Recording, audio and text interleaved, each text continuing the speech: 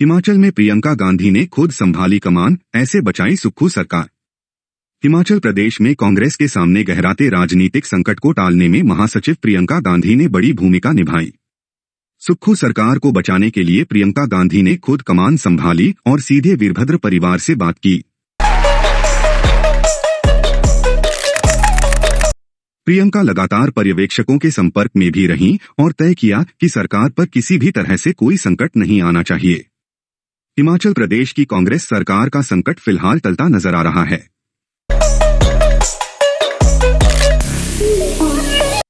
राज्यसभा चुनाव में 6 विधायकों की क्रॉस वोटिंग के बाद सरकार और संगठन के बीच अंतर्कलह सामने आई। विक्रमादित्य सिंह के इस्तीफे के बाद यह तय माना जा रहा था कि सुक्खू सरकार अब अस्तित्व में नहीं रहेगी। हालांकि कांग्रेस आलाकमान ने सक्रियता दिखाई और सरकार पर आए संकट को टालने के लिए हर संभव प्रयास किए।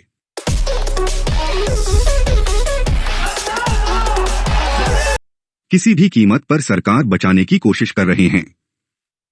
हिमाचल कांग्रेस में संकट के बाद कांग्रेस आलाकमान सक्रिय हो गया है। हिमाचल प्रभारी राजीव शुक्ला, संगठन महासचिव केसी वेणुगोपाल, कांग्रेस अध्यक्ष मल्लिकार्जुन खड़गे सक्रिय हो गए। तय हो गया कि किसी भी कीमत पर सरकार बचाई जाएगी।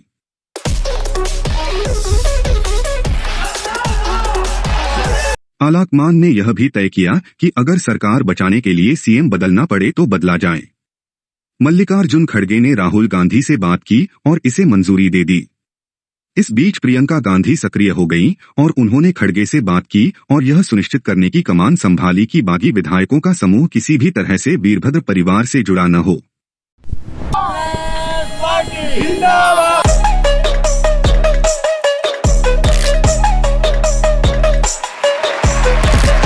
वीरभद्र परिवार से बात की।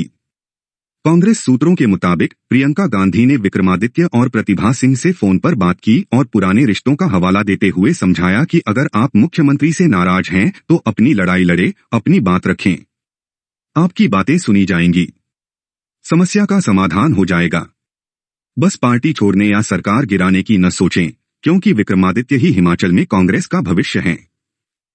संतुष्ट होने के बाद प्रियंका ने खड़गे को जानकारी दी और खड़गे ने डीके शिवकुमार समेत पर्यवेक्षकों को इस संबंध में निर्देश दिए।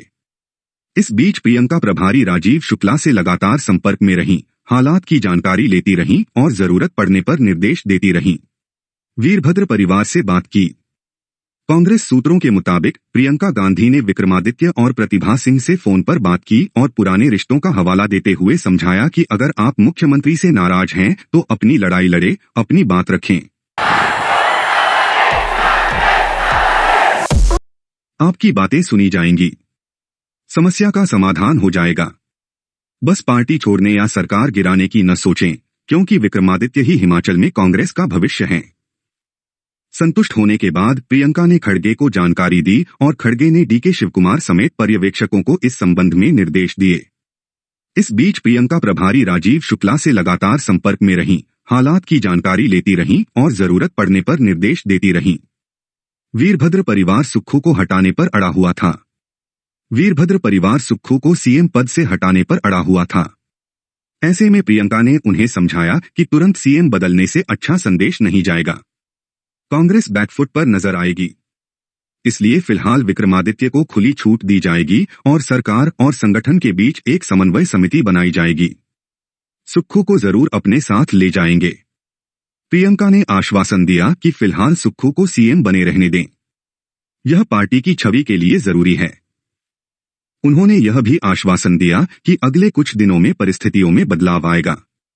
अगर ऐसा नहीं हुआ तो हमें भविष्य में सीएम बदलने में कोई हिचकिचाहट नहीं है।